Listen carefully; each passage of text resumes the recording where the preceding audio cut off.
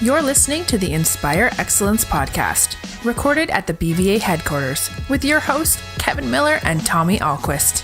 Each episode is focused on shedding new light on different perspectives to create dialogue that inspires excellence. Welcome once again to Inspire Excellence. Tommy Ahlquist, Kevin Miller here. And Tommy, a very special program with three very special people that make a difference here in the Treasure Valley. Absolutely, Kevin. We talked about who we wanted to bring on, and we want to highlight people that make a difference, people that inspire. And I think for both of us, immediately, we came up with these three. So thank you very much for being here today. It's literally our honor and pleasure. This episode will air the week before Christmas, and I think everyone is a little more in the giving mood, a little more cheery right now, and hopefully you're seeing that in your organizations.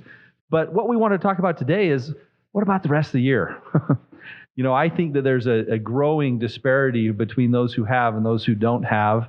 And even though for many of us, times are booming and things are great, it's not for a lot of people.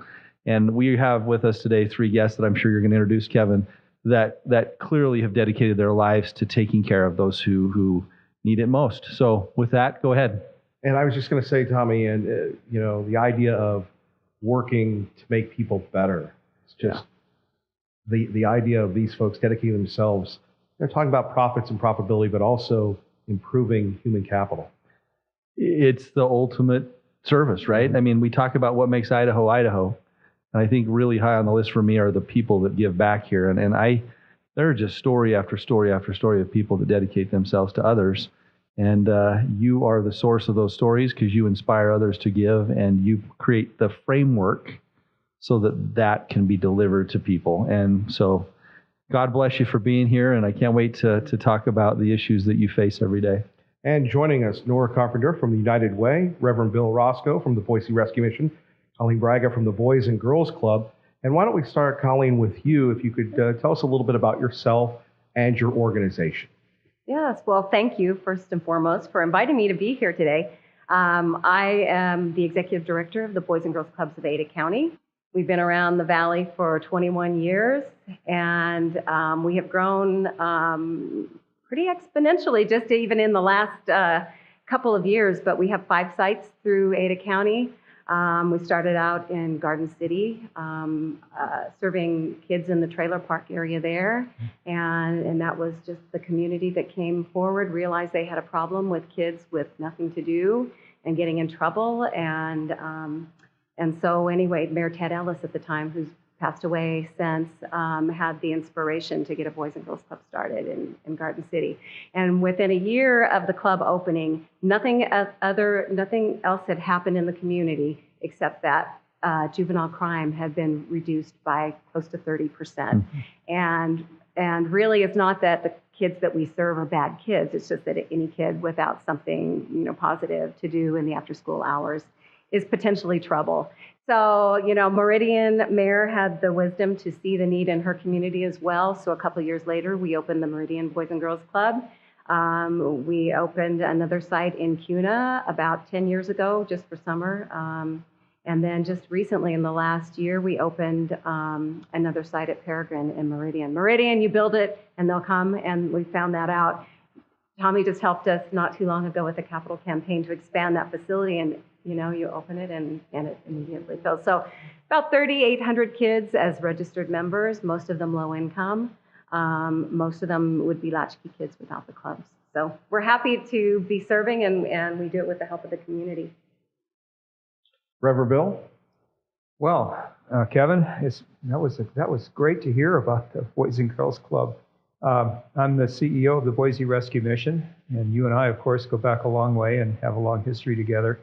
I've been in the Valley 16 years now, and I have a sign on my desk that says, I wasn't born in Idaho, but I got here as fast as I could. And I really mean that. My whole family's here now, except for one son who ran off to North Carolina. But we love it here. I love it here. I love this valley and the wonderful people of the valley. I started in rescue mission work about 25 years ago. I was a building contractor prior to that. And I didn't have the success that Tommy Ahlquist has had, so I was kind of looking around for something better, and God brought me to the rescue mission, and here I am all these years later doing this. Rescue mission was started 60 years ago, So we just had our anniversary in October, had a great celebration. A lot of folks came and enjoyed that time with us. When I came, we had a mission downtown Boise on Front Street, and we had the City Light Home for Women and Children had just opened in 2001, and the Lighthouse Rescue Mission was on the boulevard there in Nampa, and it was opened in 2001 as well. Today, we have 4 24-hour-a-day, 7-day-a-week facilities. We have the new mission in Boise, the River of Life on River and 13th, and we have the existing City Light Home for Women and Children. And then in Nampa, we have a new lighthouse, which is now on 16th Avenue in Nampa, and the Valley Women and Children's Shelter, which is off of Midland on Corporate Lane. And along with that, we have some transitional apartments and a thrift store in Nampa and the Ministry Center warehouse over in Boise on 24th Street. So we've got quite a bit of growth over these 15, 16 years and serving a lot of people. Right now, about 490, I think, in bed every night, men, women, and children. And 43% of those overnight guests are women and children. And every day, there's constantly between 50 and 65 children sleeping in our beds in our facilities, our 2 women and children's facilities, which is pretty remarkable. That's a pretty high count for a community like this one, size of this one. And we serve about 1,000 meals a day. So our dining rooms are open to everyone, whether they're homeless and staying with us or staying at sanctuary shelter, or whether they're just people in the neighborhood that can have a benefit of a free meal. So we serve a lot of meals and enjoy serving a lot of people in the most generous community on the face of the earth. Thank you. Nora? Well, it is a joy to be here. Nora Carpenter, President and CEO of United Way of Treasure Valley, and I feel like I am having a Live United moment here. Just being in the company of very caring leaders, advocates, community leaders who are leading organizations that make an impact every day is sort of the definition of United Way. Our job is to wake up every single day and think about the resources that exist in our community and uniting them around neighborhoods of opportunity where families perhaps are ready for a little stability, whether they need a temporary home to stay in or longer-term supports where their kids are safe after school, where they have quality supports so that mom and dad can continue to work. All of us together in this room and everyone listening to this is really part of helping our community come together and bring the resources, financial, time, talent, knowledge together. And that's what United Way does. So 30 years for Boys and Girls Club, 60 years for the Boise Rescue Mission, 90 years for United Way. We have a lovely math thing going on here. So 2018 is United Way of Treasure Valley's 90th anniversary. Well over 100 years for the United Way brand. And I love to tell the story of how United Way was founded. First of all, because we were founded in the West, Denver, Colorado, which I feel like we're kind of a real Western sort of deal, but also because the stories like the tee up to a really bad bar joke.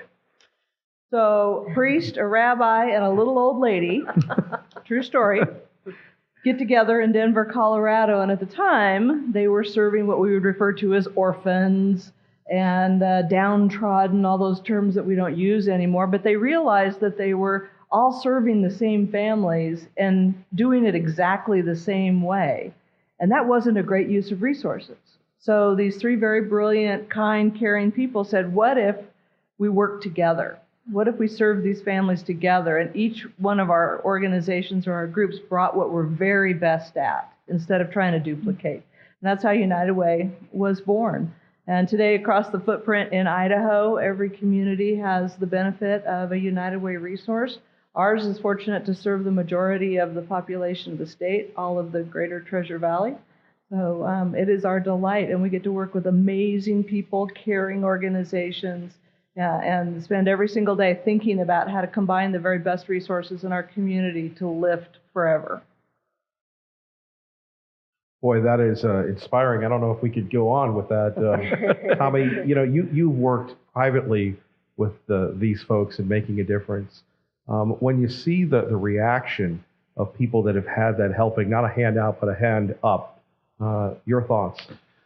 Well, I'm just sitting here, and as you're all talking, I as you see what happens in the Boys and Girls Club, right? With your own eyes, you tour the rescue mission, Reverend Bill, And then Nora, as a former board member, you see exactly what happens with those United Way dollars and impact that it has. And you look at what you do for in all of your programs that each of you do. There are statistics, and I'm sure we'll probably hit a few of those today. Homelessness, right? Poverty, Alice. I mean, the thing that Nora, you'll probably speak a little bit to this, but asset limited, income constrained, but employed, the working poor, those people that are one paycheck away from being homeless or sleeping in a car or couch surfing as a teenager, all that goes on. But before we get into that, can I do one thing? Can each of you think, just in the last couple of weeks, you probably won't have to go farther than that, can you tell us just a brief story of an individual? Because I think for people listening at home, there's numbers, there's, hey, it's the holidays. Let's go take Kevin to Turkey. Let's go see the turkey suit. Right. Yeah. Or let's go do something. But there are individuals that it's, Kevin, I love what you said. It's a hand up, right? It's how do you get them a hand up and show them a better way? Can each of you give just a brief story from the last couple of weeks, because I know you have them, of someone that your organization has given that hand up to before we get rolling? Colleen? Well, I can take that one.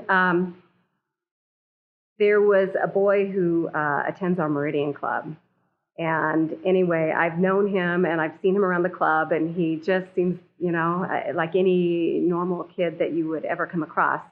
He's about 14. And anyway, I just learned that when he was younger, his parents were separated. He lived with mom somewhere in eastern Idaho, and she had some mental health problems. And as a result, she raised him. She never let him out of the house, really. He never went to school. He never learned. She was a drug addict, and he, had to deal with a lot of that. But at some point in time, Dad ended up getting custody.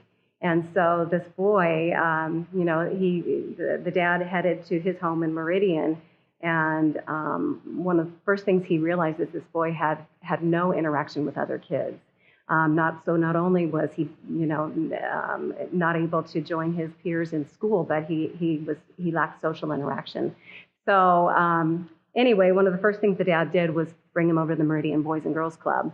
And anyway, he was very fortunate that the boy's stepmom, spent a lot of time getting him caught up and, really tried to accelerate that process. But bringing him to the club where there was a lot of acceptance, that's the culture there, accepting people for their differences and, being able to make friends there and socialize. Within a very short time, he was getting, he's pretty much got up to speed in school, but socially you would never guess that was his beginning. And so mom and dad are so grateful that, they had a place like the club that they could bring him there, because school, has that kind of opportunity, but, it's in a limited quantity. And so bringing him to the club in the after school hours where he could just be, just there and in a very socially rich environment was just a blessing for him. So this morning I was over at the River Street Rescue Mission, and I was able to meet one of our veterans in our Veterans Transitional Living Program. And he's a young man. Don't know exactly how old he is. I'll guess he's probably in his early 30s. He served in the Marine Corps for 4 years, had a 4-year enlistment, honorably discharged, served in Okinawa and Japan and back in the States.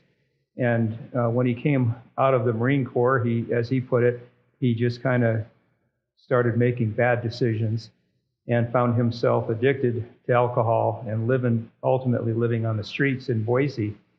And he's a really bright young guy and a great smile and a great personality.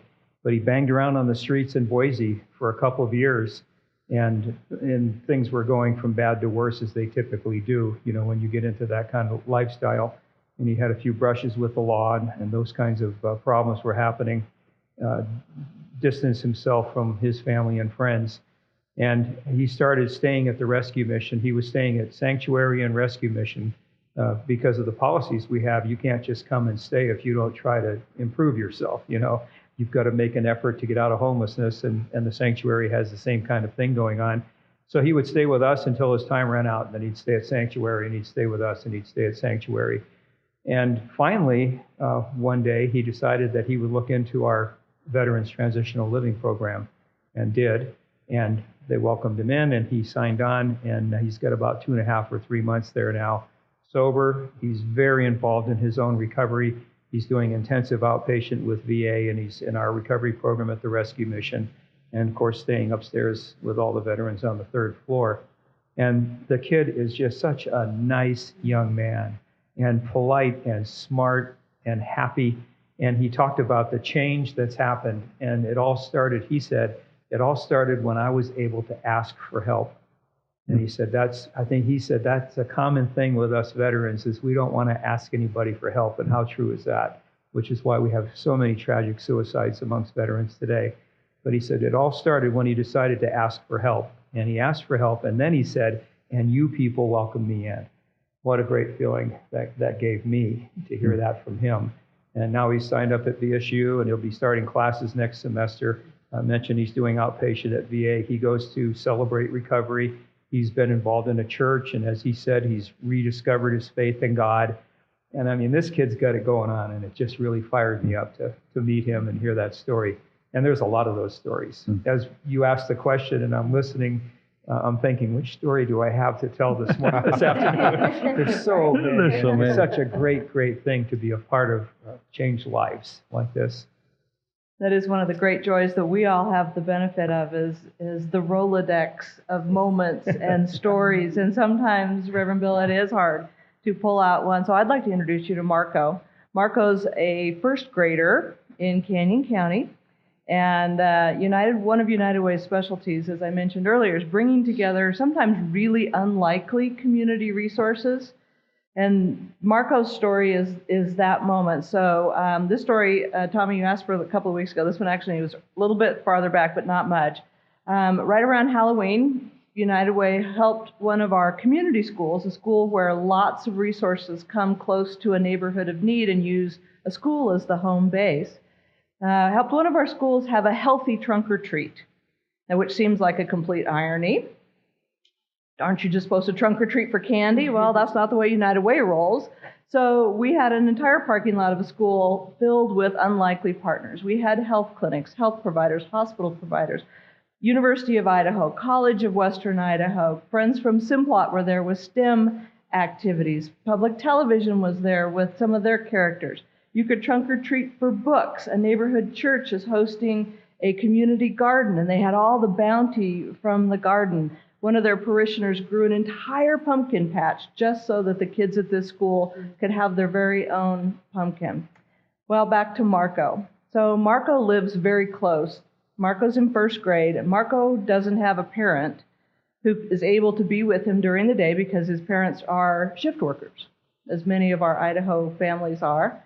So little Marco, with his plastic pumpkin, marched himself to the school at 10 o'clock on a Saturday morning for trunk or treat, dressed in his little Power Ranger suit that was not really his size, but by golly, it's what he had, and so it's what he wore, and he participated in different events. And I just happened to saddle up to St. Alphonsus's health station, which, believe it or not, had a line of parents and family members of all different sizes for the ear washing station.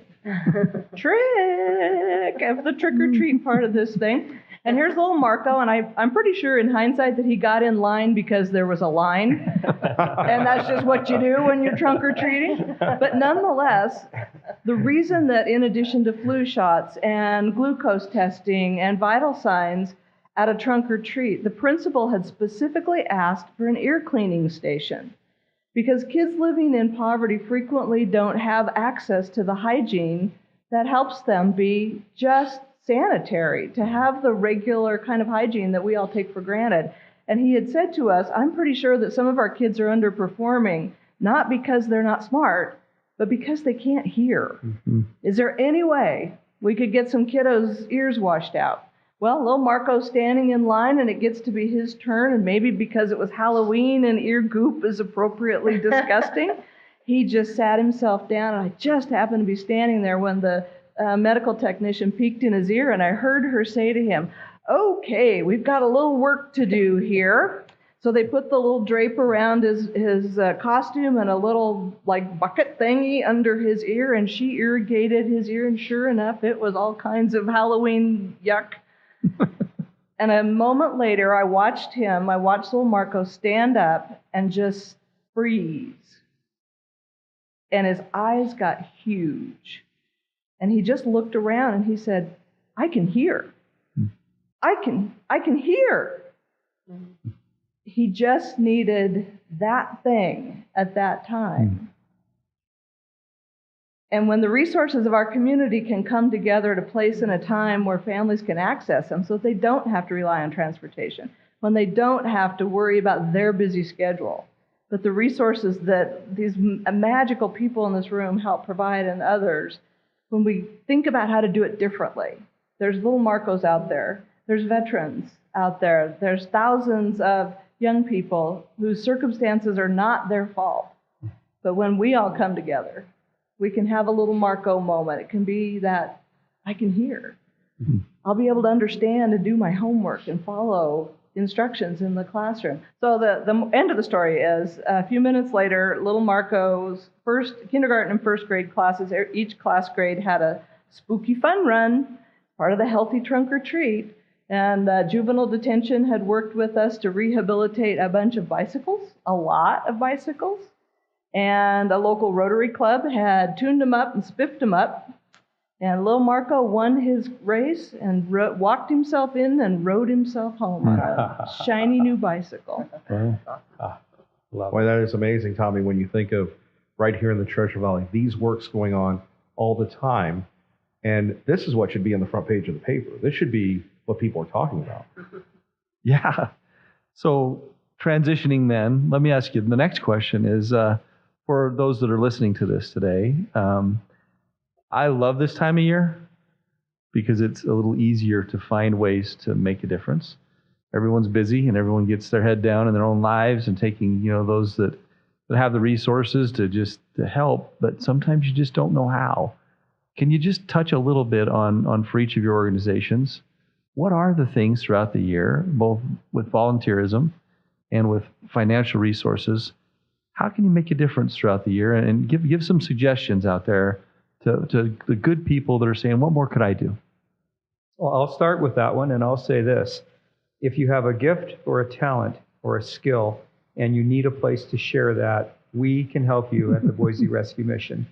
Because with the variety of people that we serve and the variety of programs that we offer, we have a lot of volunteer opportunities. And so we need people that can drive a van.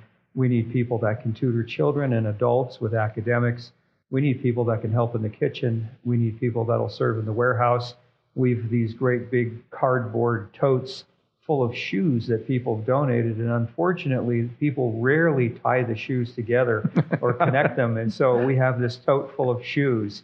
And the kids love this one because they can dive into the tote and they can toss shoes out. The kids outside find them and put them together. But matching up shoes is a big deal.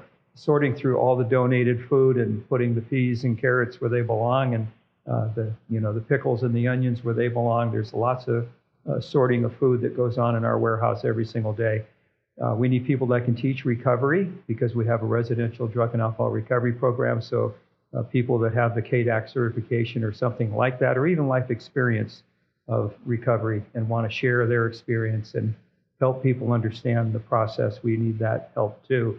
And then for a long time, we had a lady who was almost 90 years old, and she would ride the bus from her house in Garden City up to the bus stop by 24th Street in Boise, and then walk that half a block to our building. And this was rain, snow, sleet, or hail.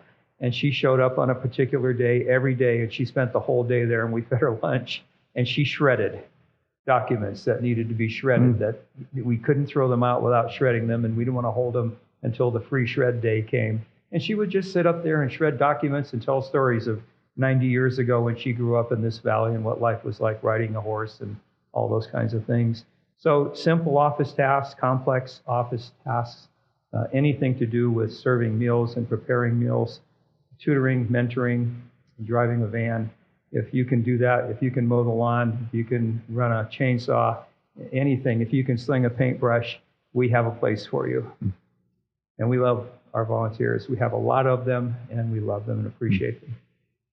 Yeah, that's awesome. And you know, I love this time of year because it is a natural time where people are thinking of giving and supporting organizations that they believe in and all that. But the truth of the matter, and you guys know this too, is need is all year long. You know, the same people that you're helping now will need help in January. That's right. So, you know, it's really important to keep that in mind. For the Boys and Girls Club, pretty much any day after school from 3 to 8, we welcome volunteers.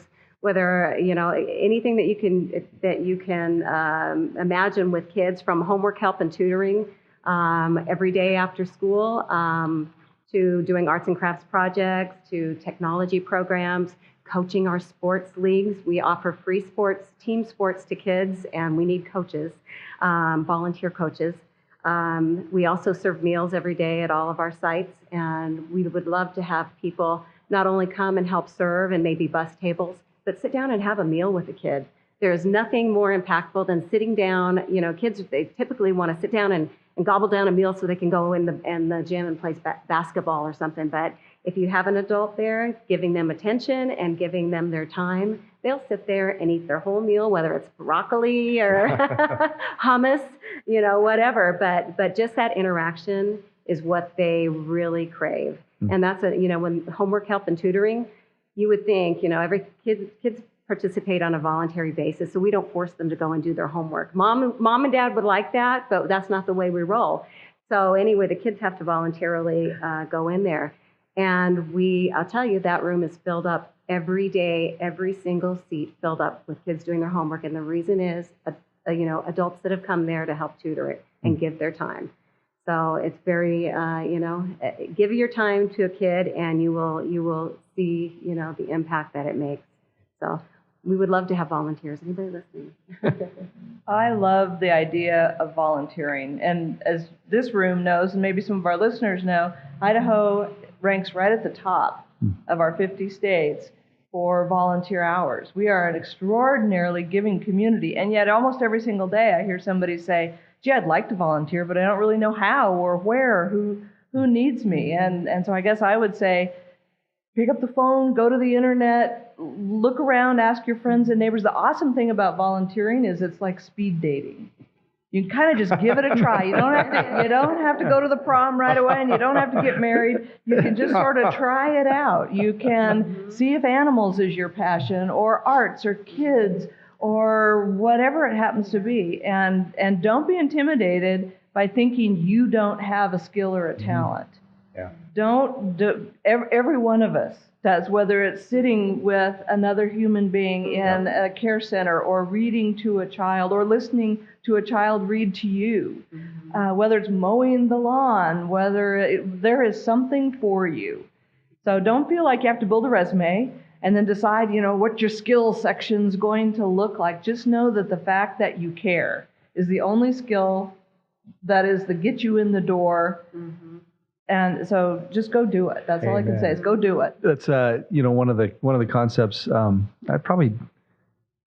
Someone I consider one of my main life mentors. Probably about 16 or 17 years ago, I was sitting with him, and it's just one of those guys you wanted to be like, right? Kind of like this guy. That's right. No, I'm serious. I mean, just one of those guys that do, right? Yeah. And I said to him, you know, what's your secret? You're always doing something for someone. And he said, the secret is I don't ask. And you think about that. How many people do you know that say, hey, what can I do for you? Hey, let me know if there's ever anything I can do for you, let me know. And he said, I stopped asking. And I would he's a very, very thoughtful, you know, God-fearing gentleman who loved to just pray every day of, Lord, show me a need, and I'm just going to go do. And what a great lesson. So every time since then, I'm not great at it, Kevin, but when you see, hey, there's a need there, don't ask, right?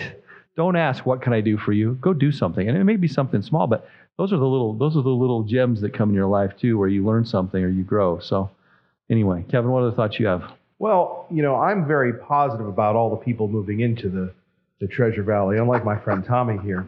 And He's going to go into his Clint Eastwood get off my lawn. get off my lawn routine. Right. But one question we would have is, how has the amount of people moving into the Treasure Valley impacted your organizations?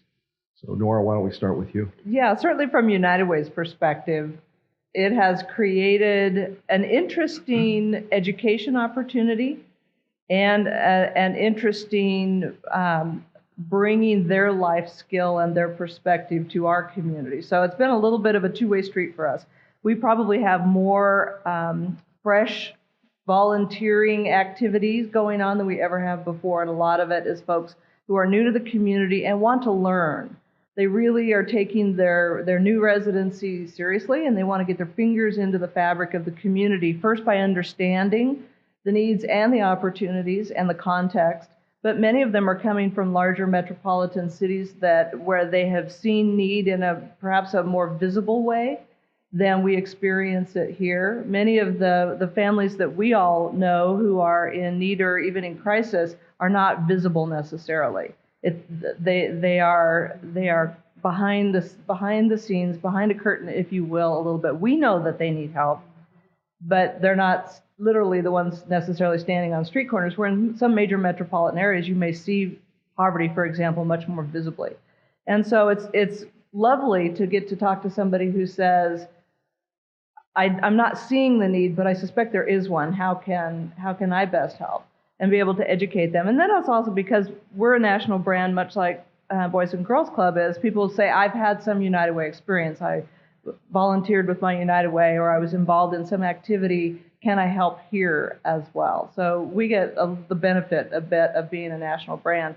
The interesting challenge for us in this community is some of the complexities of need now are different because we are growing. So just the fact that we're growing has created a housing crisis. Mm-hmm. I mean, there's virtually no inventory at any price point to speak of, let alone affordable housing. So that growth has started to create an interesting complexity for us. That's the first thing that I thought about was the housing shortage.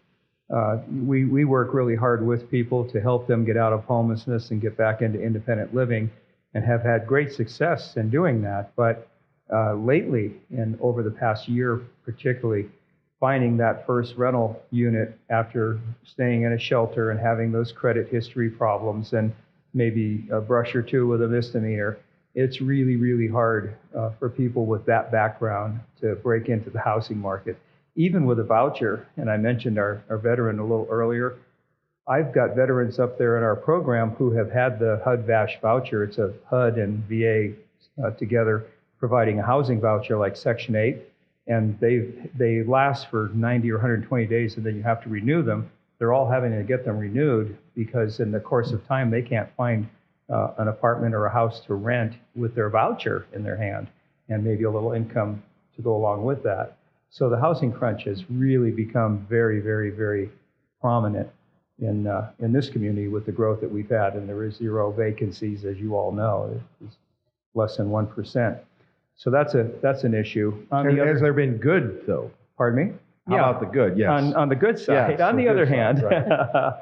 on the other hand, there are a lot of people moving in who are coming here with wealth, with the means to support a nonprofit such as ours. And so we're getting new donors, and we're having a good outcome right now to our holiday donor acquisition campaign. We're seeing a higher response than we've seen in the recent past. That's a great thing. And then once people make a gift to the mission, of course, we're going to try to develop a relationship with that donor and hopefully keep them involved with us. And they might volunteer, but perhaps they'll give another gift and another gift, and they'll become a regular donor to the mission. So we're optimistic in that regard, because there are a lot of people, apparently, that we're reaching with our acquisition efforts who are supporting the rescue mission for the first time. So hopefully that will grow, and we'll make that budget happen this year. Yeah, we've been experiencing, very similar things at the Boys and Girls Club with new donors coming in and supporting, our mission and all that, which has been wonderful, because I think there is an influx of retirees, and there's an influx of people who are moving to have a better life for their families. And a lot of people here, and it's very much the population you talk of, the Alice, and the people who are working, basically the working poor. And so anyway, I see that population growing even more so than the retirees. And as that population continues to expand, we're being asked to open up new sites. We have contacts from schools saying, how do we get a Boys and Girls Club here? And so right now with the economy, it gives us a lot of optimism that, maybe we can continue expanding our mission, because it has to happen. I mean, I think a lot of people move here from places where they, there is a lot more infrastructure there as far as, support systems and all that. And when they come here, they need to find those things, because it's the quality of our community and what our future is going to look like later if we put all the time and effort into building that now. So, I agree with Reverend Roscoe. We've seen an uptick in support for our organization.